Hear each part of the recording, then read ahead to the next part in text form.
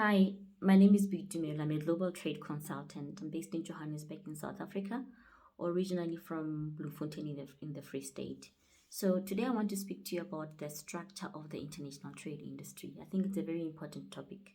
I believe that as a somebody who is in the industry or looking to get into the industry, you need to have an idea or a snapshot of what the industry looks like. So I've got my notes here, so don't mind me looking down because I just put some points down. I don't want to miss any important points and I want to make sure that I stay on the topic.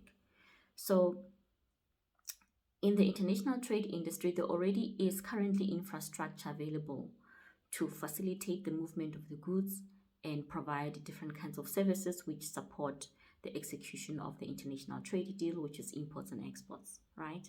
So in the industry, there's different types of players. There's many players who perform different tasks and have different roles, and they are situated in different locations. So it is important to know who they are so that you know who to approach for what, right?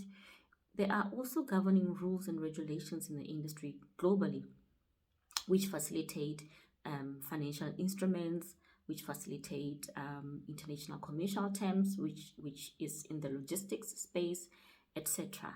So these rules and regulations are important because you need to know what they are so that you can comply with them. You need to be very close to your freight forwarder or your customs clearing agent or your international banking specialist so that they can guide you and make sure that your transaction is streamlined and properly ring-fenced and that you are compliant with all the rules and regulations in the industry.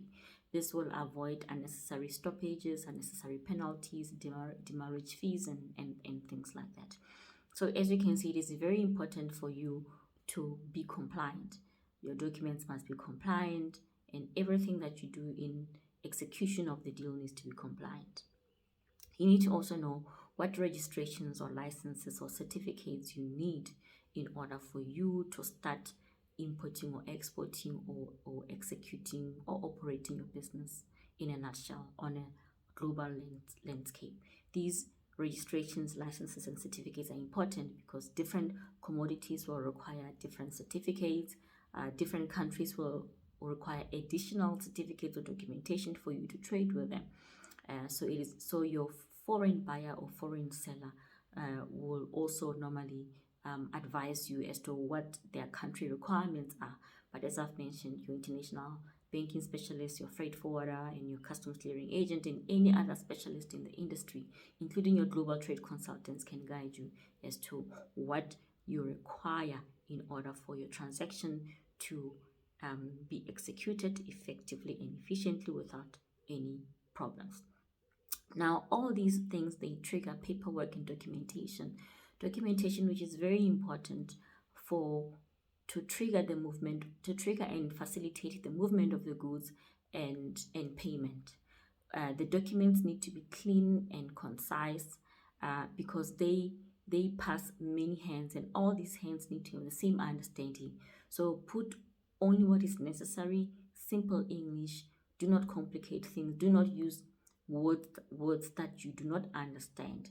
And this is where you need your specialist to also assist you and make sure that your documents are proper, you comply, and I promise you that will ensure that your transactions are happening without any hassles. So as you can see here, it is important that you gain the necessary content for you to be able to sit in front of a foreign buyer or supplier to negotiate a deal and to also facilitate the importation or exportation of goods, to be able to have a conversation with a freight forwarder, your customs clearing agent, or any other specialist in the industry who is there to assist you to facilitate an international trade deal.